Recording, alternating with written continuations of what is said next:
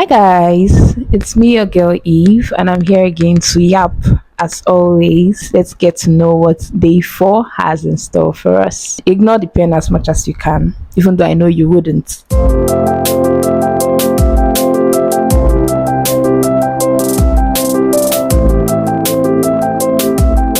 The lesson for today, being day 4, is the part where you get to know God for yourself. I mean, I know we've gotten to hear this a lot of times. Churches emphasize on it. People on the gram, people on the social platforms, everyone talks about getting to know God for yourself. I think it's beyond just the words. It's because it's an actionable thing. And that's why it becomes very difficult for people to really get in the journey of knowing God for themselves beyond what they hear in the churches, beyond what they hear other maybe mature believers say. Every single one of us has a God-sized hole in our hearts, and it will take just God Himself to fill it up. And when He eventually fills it up, there's this peace that you're going to feel. There's just this satisfaction that you finally feel, because you just realize that all my life I've just been searching for other things and they have not been satisfying as much as I am satisfied now that I've gotten God Himself. And the beautiful thing that I actually like is that when you gather believers and you ask every one of them who they think God is, every single person has a different answer to give. For some people, God is their maker. For some other people, God is their protector. For another group, He's their redeemer, He's their provider, and the list just keeps going on and on and on and on. And it's very beautiful to see. You'd still have some people say God is very wicked. Yes, you'd have some people say that as well. And so the beautiful thing I like about these different perspectives of who God is the fact that they are based off of personal experiences. And aside being based off of personal experiences, whatever idea you have of God and of who He is would truly not change who He truly is. When Jesus was speaking to His disciples and He was asking them, who do people say I am? And then some people say you're John the Baptist, some people say you're Elijah, and all of that.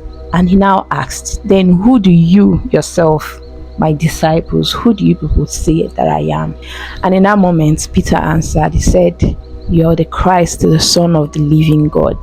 The striking point when Jesus noted that Peter's ability to give that answer was not coming from him himself, but it was coming from a divine revelation. Holding on to that chapter, I realized that when you walk with God, He reveals Himself to you and you get to know Him for who He truly is, beyond your experiences, beyond what life is throwing at you at every given time. You still know Him for who He truly is, because He has revealed Himself to you. Eventually, when you make the decision to actually stay and begin a walk with God, I believe just as Peter, eventually you'd get a divine revelation of who God truly is. He would reveal Himself to you. So I trust that I am on a journey, and for every single step in this journey with God, I truly just hope that in the coming years He holds my hands, He guides me, He leads me, He directs me, He does everything He knows how to do best, and eventually gets me to where He would have me be. And just like Peter, I believe that eventually I would get my own divine revelation of who God truly is. People are very much interested in the work, in the physical work for the kingdom and all of that, that they forget to actually stay with God and allow Him do what He knows how to do best, which is transform us into what He would even have us be in the first place. You can actually be working for God, but you can actually not be working with Him. It goes beyond just attending churches.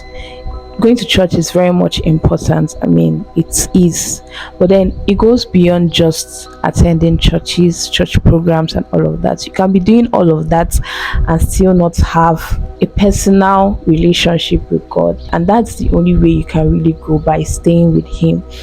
The Bible is something a lot of us believers have, myself included. I'm not exempted. The Bible is something that a lot of us believers have, and we do not realize how much value lies within it until we decide to eventually pick it up and then open it, and then you're seeing so much knowledge dwelling within it, and you're like, oh my god, I never really knew this was here. Oh my god, so this is a thing, and all of that stuff. So that same joy, that same surprise you have when you eventually find your 1000 in your broke moment, that's the same kind of feeling you get when you finally decide to open the word of God and study for yourself. I've had lapses, of course, but then it comes with you making the choice to first do it. So I like that this lesson is one of the lessons that I've learned in 23 years of my life. Thank you guys for sticking with me through day 4. There's, I think, 19 more days to go.